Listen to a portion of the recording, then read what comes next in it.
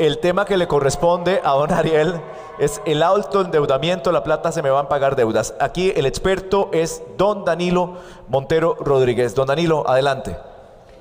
Muy buenas noches, un saludo cordial a todas las candidatas y candidatos que asistieron. Don Ariel, señor Villalta, doña Sofía, con base en la tercera encuesta de endeudamiento nacional de 2025 que patrocina la Oficina del Consumidor Financiero, se estimó que en promedio los costarricenses mayores de 18 años dedican alrededor del 34% de sus ingresos al pago de créditos de todo tipo que sea.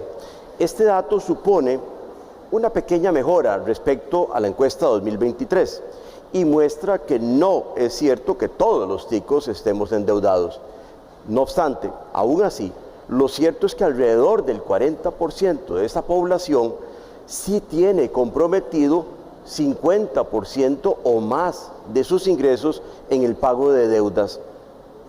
Al mismo tiempo, el estudio muestra que la problemática de alto endeudamiento y el estrés financiero que lo acompaña no se concentra en personas de bajos estudios o ingresos disminuidos, sino que es posible también ubicarla en población con condiciones aún más favorables.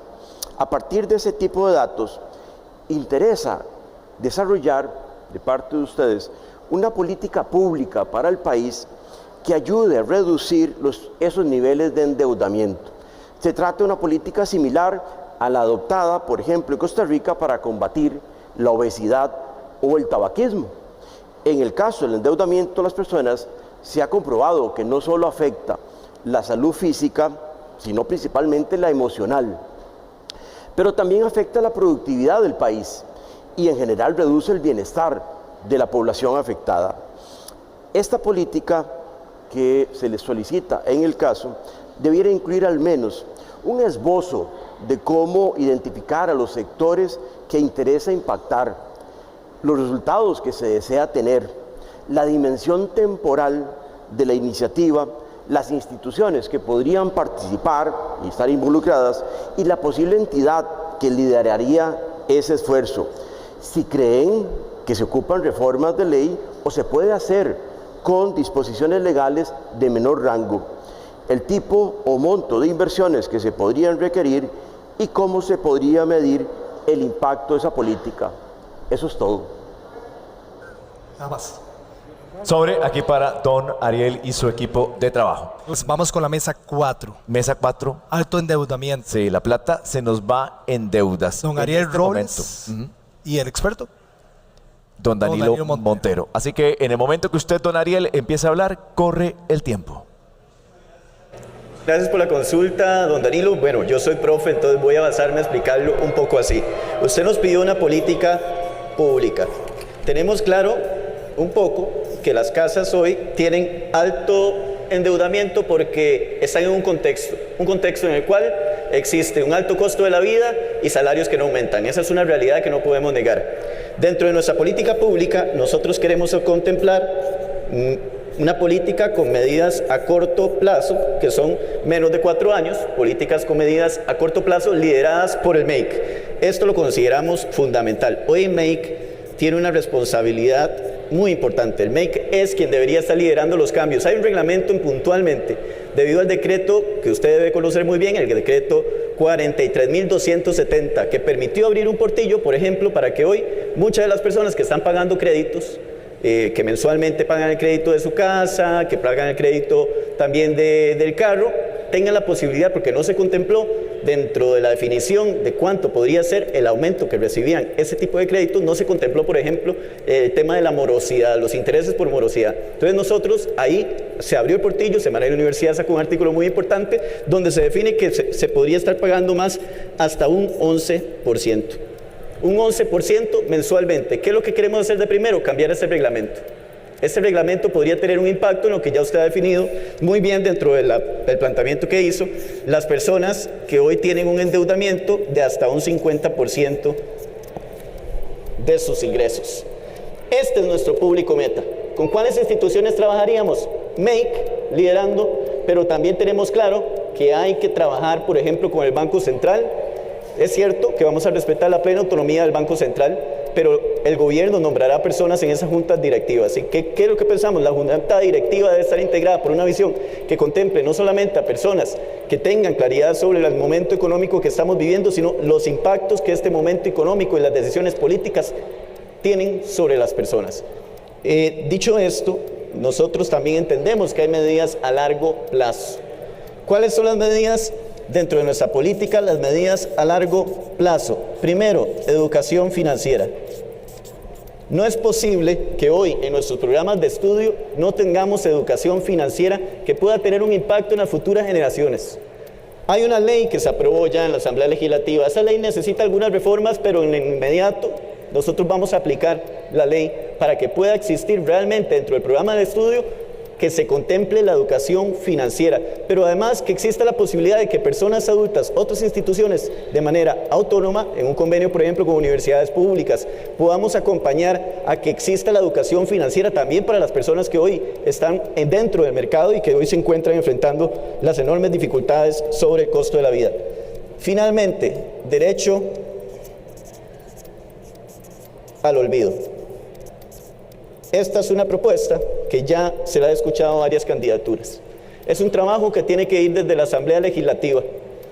Ciertamente, nosotros y nosotras hemos definido que a partir de lo que diferentes personas han planteado sobre la mesa, debemos aprovechar para impulsar esta reforma que hoy existe dentro de resoluciones de la Sala Constitucional, la posibilidad de que se cumpla. Pero no debemos quedar al garete de las resoluciones de la Sala Constitucional. Ocupamos una ley que fomente el derecho al olvido. Esto estaría liderado por el que será nuestro diputado en la bancada oficialista, José María Villalta, y quiero agradecer a Sofía Guillén que nos acompañaba en este momento para poder plantear esto. La población meta, las personas que hoy tienen un 50% de endeudamiento de sus salarios. Muchísimas gracias, don Ariel. Seguimos con don Danilo Montero. Gracias, don Ariel.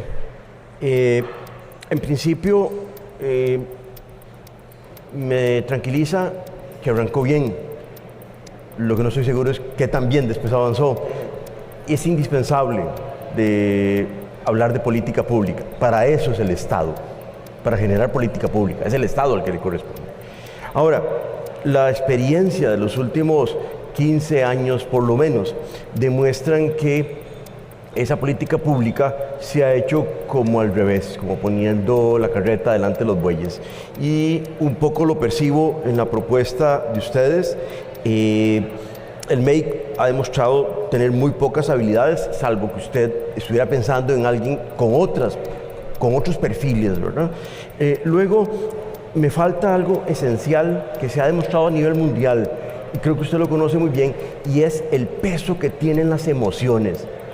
Ya mucho de lo que se ha hablado en cuanto a la problemática del endeudamiento pasa así porque estamos viendo el resultado, no la causa. Muchas de las decisiones responden a una problemática emocional y la educación financiera no la hemos planteado así. Por eso el derecho al olvido me suena bien, pero no va a la raíz de la problemática. Y algo que nos ha llamado mucho la atención, CAF, por ejemplo, por las experiencias en Latinoamérica, es la urgencia de una buena gobernanza para esa política pública. Muchísimas gracias, don Danilo. Bien. Vamos Don con Danilo, minuto 30. su réplica, don Ariel, en este momento. Minuto 30, don Ariel. Muchas gracias, don Danilo, y muchas gracias a OPA por esa experiencia que yo me he sentido como en Masterchef, ¿verdad? Nunca me había sentido así, máster en política, será. Quiero señalar muy puntualmente un par de cosas. Entendemos que una política pública tiene que tener enfoque en lo institucional y obviamente el MEIC necesita reformas. También hay que entender que en este contexto, don Danilo, este contexto no se llegó por gusto. Hay gobiernos que a lo largo del tiempo dejaron estancados los salarios de la gente mientras el alto costo de la vida iba aumentando. ¿Qué hace una persona cuando el salario no le alcanza? Ir a recurrir a endeudamiento. Y ciertamente mucho de esto es perseguido por las emociones. Yo coincido completamente. Nuestra reforma en materia de política educativa y educación financiera tiene que pasar también por las emociones. Yo voy a aprovechar estos 43 segundos para decir algo. Muchas veces no nos damos cuenta las personas lo que es invertir dinero. No sabemos que el dinero es el producto del trabajo y que cuando uno trabaja lo que invierte es su vida. No sabemos que ese billete que está ahí finalmente es dinero hecho material. No tenemos esa claridad y en las lógicas de consumo, una sociedad cada vez más consumista, que nos enfoca en promociones y comercio de las emociones, terminamos comprando cosas sin darnos cuenta que esas cosas significan mucho más de lo que realmente es nada más un celular o una computadora. Quería señalar eso para sumar a este espacio de análisis. Muchísimas gracias, don Ariel. Don Danilo, su decisión es... Habría preferido un color entre rojo y amarillo, pero tengo que optar por el rojo. Y si lo que puedo ayudar en algo, con muchísimo gusto. Gracias, gracias.